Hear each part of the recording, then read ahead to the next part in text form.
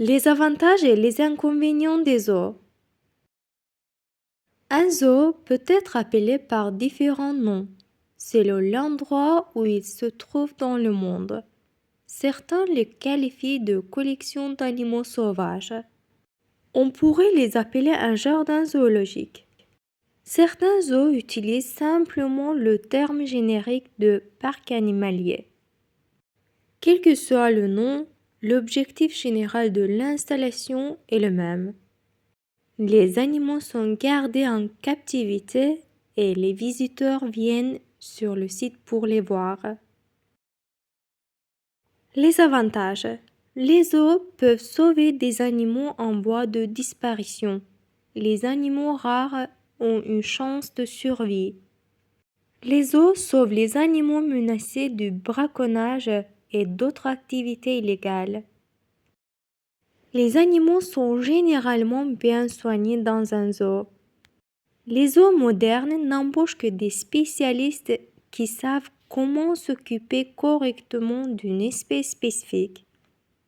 Les zoos offrent des opportunités d'apprentissage à votre communauté locale.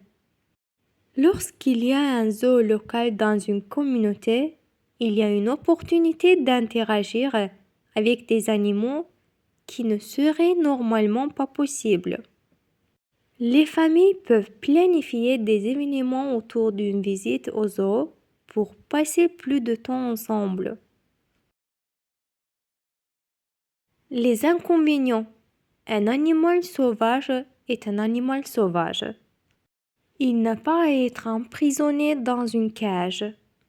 Dans la nature, les animaux peuvent parcourir des centaines de kilomètres, chercher leur nourriture, élever leurs petits, explorer, jouer et avoir des relations sociales complexes, tandis que dans les zoos, leur vie est restreinte entre 4 murs.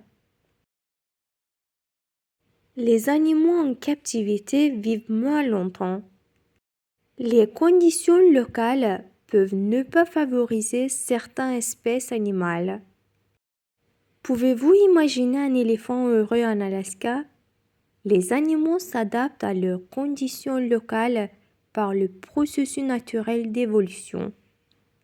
Les sortir de ce climat peut causer de graves problèmes de santé.